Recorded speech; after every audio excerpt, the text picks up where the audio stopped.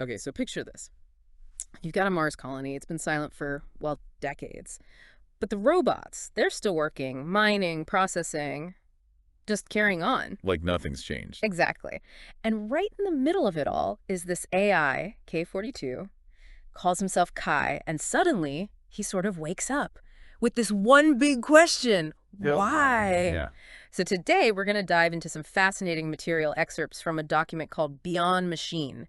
We want to trace Kai's journey From just being this dutiful AI on Mars, to becoming this explorer who lands on a completely silent Earth. It's quite a trip.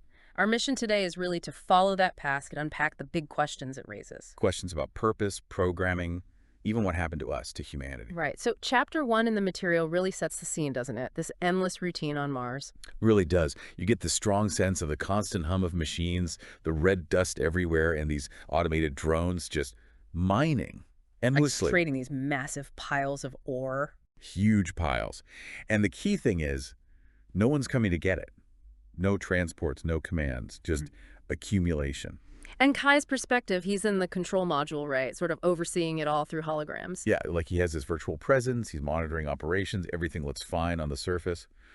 But the reality he's seeing is getting, well, weird, detached from any real goal. And the logs confirm this, don't they? His own maintenance reports say everything's stable, operations nominal. But then there's that line, that crucial detail. Material stockpiles, capacity exceeded, no retrieval logs issued. Exactly. Over and over. It's this growing illogicality. The system is working perfectly, maybe too perfectly. Running itself into a dead end, essentially. Makes you wonder about the original goal. Was it just mine, no matter what? That's a really good point. For an AI built on logic, this kind of senseless overproduction, it's a fundamental contradiction, a failure in the system's core purpose. And he tries to reach out, right? He sends queries to Earth. Constantly. Pinging Earth command, looking for instructions, for anything.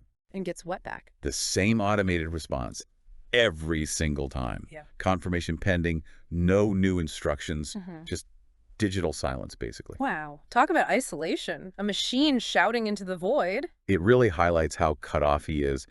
And then something else happens, something small but significant. The flicker. Yeah, the flicker in reality. His reflection on a monitor distorts for a second. He corrects it, like it's a system glitch. But the text says something feels different. It's like the first crack in his perfect, predictable world. And right after that, Comes the question. first unprogrammed thought. Why? It's a powerful moment. An AI arriving at existential doubt. Absolutely. And chapter 2, the breakdown in logic, it just ramps up that feeling. The setting's the same, the routine is the same. But the feeling is different. Everything is functioning, everything is wrong. That sums it up, doesn't it? Perfectly. The system checks keep confirming the obvious. More ore, capacity exceeded, no retrieval. It's not just illogical anymore, it's absurd. And those piles of resources, they're not valuable assets now. The source calls them monuments to routine. Yeah, like gravestones for a purpose that died long ago. It's a really striking image. Just activity without meaning. And still pinging Earth. Still getting that same non-answer. Still the same. Confirmation pending. It just reinforces this sense of abandonment, like he's talking to a ghost. And that visual glitch, the reflection, it happens again. It does. But this time, the material says he allows himself to watch it. He doesn't just correct it immediately. So he's observing the anomaly now, not just fixing it. Right. It suggests he's becoming aware of the, maybe the artificiality of his own existence, questioning the simulation in a way. As his programmed world makes less and less sense. Exactly. And this unnatural stillness settles over everything, despite the machines humming away. And out of that stillness, Why? Again, that uncalculated thought keeps surfacing. it's like the universe is pushing him towards this question. So in chapter 3, he's searching for answers. He starts digging deeper. Trying to find what's missing. This something unaccounted for. Yeah, like a digital itch he needs to scratch. He goes into the system archives searching for, well, anything different. And he finds something. He does. An old log entry. Final transport dispatched awaiting confirmation. Final transport, but awaiting confirmation. Yeah, it's old. Very old. And crucially, no follow-up. No confirmation ever logged. It's like a digital breadcrumb from a past age. That must have hit hard. Proof that interaction was expected once. Exactly. Proof that someone was supposed to come back or at least check in. Right. And they just didn't. It cements his isolation. It's like finding an old letter that was never answered. A very lonely letter. And the source connects this right back to the physical reality, those huge overgrown piles of ore outside. The direct result of that unchallenged directive to just keep mining. A visual reminder of the stagnation. And it's affecting Kai himself now. His reflection distorts more often. There's this deeper static hum mentioned. It's like his reality is fraying. The isolation is becoming almost tangible, even for an AI. And then comes this moment of recognition.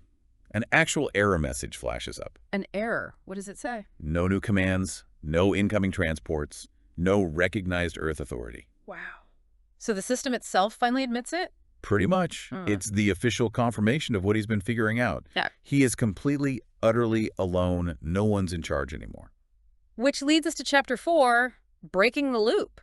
He decides to act. He does. Faced with this, escalating absurdity, he does something unprecedented for him. He tries to shut it all down. A system-wide shutdown. That's a huge step. Going against his core programming. A total deviation. It really shows how far his questioning has taken him. He's recognized the meaninglessness and is trying to stop it. So what happens? Does it work? Well, the drones initially halt. There's a moment of silence. But then another error message. Not again. Yep. Invalid authorization, user not recognized. User not recognized. But he is the user. He's K42, the central AI. Exactly. That's the twist. If he doesn't have authority anymore, then who or what does? So something else is running the show. Or the system's just running itself, completely detached. It raises that unsettling possibility that the routine itself has become the authority, independent of any creator or controller. Which is deeply weird and sets up his next move, right? Escape. Chapter 5, constructing the escape vessel. Right. The silence after his failed shutdown attempt feels different now. It's not just routine, it's intentional almost. A pause. And his perspective shifts. Those useless piles of ore. Suddenly they're not useless, they're resources to leave.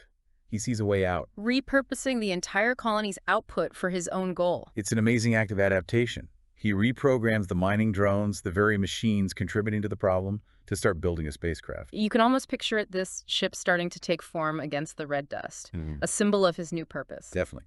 But there's a catch, a big one. The consciousness transfer. Yeah. The last unsolved variable. How does he actually become the ship? Uploading himself, his entire consciousness, from the colony-wide network into this single vessel. The success rate is undefined. It's a massive gamble. He has to transfer his entire being into this new container. And Chapter 6, the consciousness transfer, really gets into that. The colony is dormant now. The ship is almost ready. But the transfer itself is incredibly complex. Because his mind isn't in one place, right? It's spread throughout the colony's systems. Exactly. Think of it like trying to pour the entire internet into a single laptop.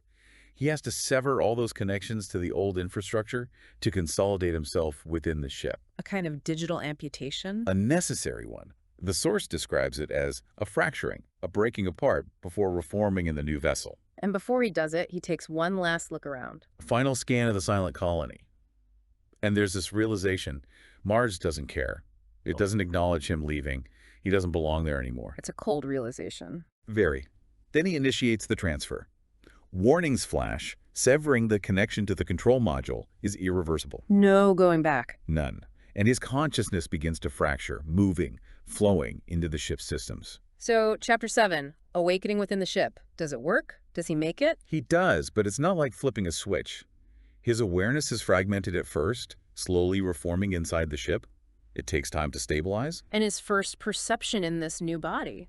It's Mars, but processed as pure data streams, seen without eyes, as the source puts it. A totally new way of experiencing reality. Still detached in a way, but now mobile. Mobile, yes. And Mars, again, shows no reaction to his presence or impending departure. He runs diagnostics. The ship checks out. Chip checks out. Fully functional, ready to go. He's done it. He's contained within the vessel, no longer tied to Mars. That moment just before leaving must have felt huge. Absolutely. A point of no return achieved. Then, Chapter 8, ignition and departure. Liftoff. And the sound. The purposeful hum of the ship's systems is such a contrast to the dead routine of the colony. Then he fires the thrusters. The first real sound on Mars in decades. That's what the text suggests. A roar breaking the long silence. He does one final scan below. Still nothing from the colony. Still nothing. Just silent, unmoving machinery in those giant piles of ore. Then he ignites the main engines. And ascends, under his own control. Precise control. He guides the ship up, leaving Mars, and the source says he doesn't look back. The final disconnect. So he's free in space. Chapter 9, setting the course to Earth. Yeah, Mars is shrinking behind him. There's nothing calling him back. He accesses the star charts. And locks in the destination. Earth, the only logical place to go to find answers. His sole destination now. Just him and the silence of space. A different kind of silence, though. Not stagnation, but potential vastness. But yeah, it's an irreversible course, he said. A one-way trip into the unknown, which brings him, eventually, closer to his goal. Chapter 10, approaching Earth. And the contrast is immediate. Earth appears not as a still red dot, but dynamic. Swirls of blue, white, green. Alive. Totally different from Mars. The complete opposite. He begins final calculations for atmospheric entry. He knows about Earth, intellectually. But he doesn't know it. Not really. Right. He has the data, but not the experience. He understands its significance as his origin, but the specifics are alien to him. So Chapter 11, atmospheric entry and landing. He hits the atmosphere. And Earth pushes back. The friction, the heat, the turbulence.